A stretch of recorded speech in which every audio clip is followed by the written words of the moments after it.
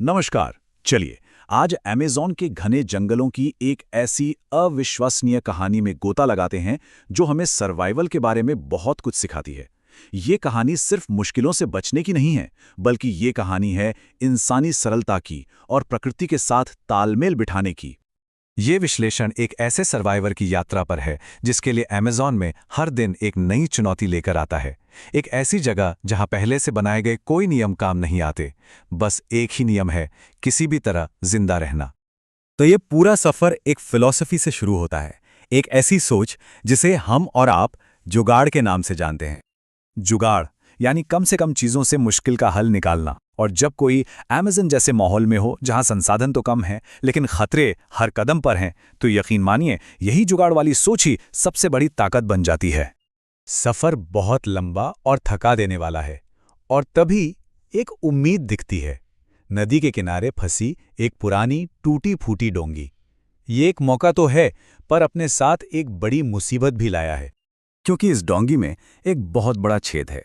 तो अब सवाल ये उठता है कि ये किसी काम की है भी या नहीं। क्या ये एक खजाना है या सिर्फ कबाड़? एक जुगाड़ू सर्वाइवर के लिए इसका जवाब एकदम साफ है। ये कबाड़ नहीं, ये खजाना है, क्योंकि आगे की पूरी यात्रा इसी कबाड़ के टुकड़े को एक काम चलाओ नाव में बदलने पर टिकी हुई है। अब देखिए, जंगल में सिर्फ अपनी अक्ल से जिंदा रहना काफी नहीं होता। सीखना पड़ता है उन लोगों से जो इस जमीन को पीढ़ियों से जानते हैं। और यही कहानी में एंट्री होती है जेनकिंस की, एक स्थानीय आदमी जिसके पास जंगल का पीढ़ियों पुराना ज्ञान है। ये मुलाकात एक टर्निंग पॉइंट साबित होती है और पहला सबक मिलता है नदी के अंदर छिपे खतरों के बारे में। जब वो मछली पकड़ने का जाल खींचते हैं तो उसमें सिर्फ खाना नहीं होता, उसमें एक ऐसा जीव होता है जो 600 वोल्ट से ज्यादा का करंट मार सकता है, एक इलेक्ट्रिक ईल। ये एक खतरनाक सबक है कि जंगल में हर चीज वैसी नहीं होती जैसी दिखती है। जेनकिंस डोंगी की मरम्मत के लिए कोई आधुनिक टूलबॉक्स नहीं निकालते, उनका टूलबॉक्स तो पूरा जंगली है। वो एक बलाटा पेड़ से प्राकृतिक रबर जैसा रस निकालते हैं, उसे पेड़ की छाल के रेशों में मिलाते हैं और बस डोंगी के उस बड़े से छेद को भरने का जुगाड़ तैयार हो जाता है। डोंगी ठीक हो गई और सफर फिर से शुरू हुआ। ऐसा लगता है कि अब सब ठीक है, लेकिन अमेज़न आपको ज्यादा देर चैन की सांस लेने नहीं देता। आगे का रास्ता एक विशाल गरजते हुए झरने ने रोक रखा है। ये नज़ारा प्रकृति की जबरदस्त ताकत का एहसास कराता है, जिसके सामने इंसान बहुत छोटा महसूस करता है। और ये कोई छोटा मोटा झरना नहीं है, यहां से सीधी 150 मीटर की जानलेवा गिरावट है और नीचे सिर्फ नुकीली चट्टानें हैं। इसे पार करने का सिर्फ एक ही तरीका है, झरने के किनारे की फिसलन भरी चट्टानों पर चलना। इस एक पल में सफर का सारा जोखिम सामने आ जाता है। यहां पर एक गलत कदम का मतलब है खेल खत्म, गलती की कोई गुंजाइश ही नहीं है। नदी का खतरा पार करने के बाद कहानी एक नए माहौल में पहुंचती है। ऊंचे घास के मैदान। पहली नजर में ये बिल्कुल खाली और बेजान लगते हैं, पर असल में ये मैदान जीवन बचाने वाले संसाधनों से भरे पड़े हैं। बस उन्हें पहचानने वाली नजर चाहिए।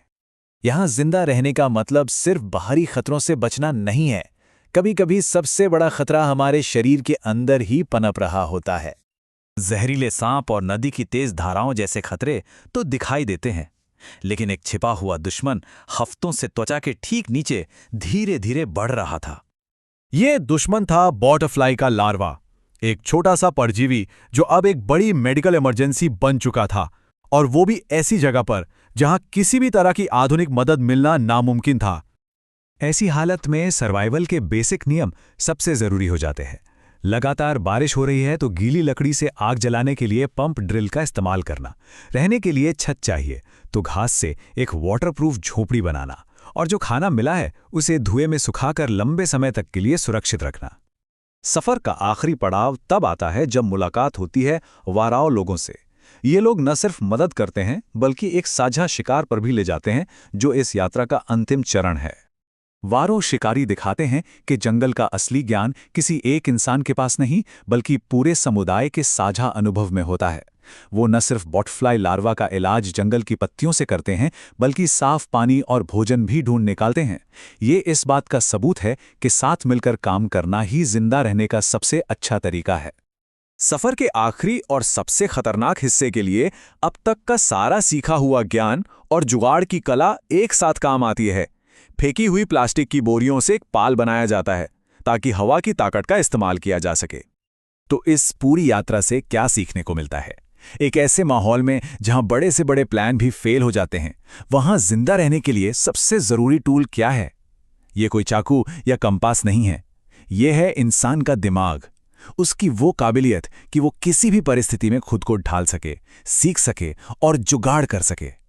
असल में यही है सर्वाइवल का सबसे बड़ा रहस्य।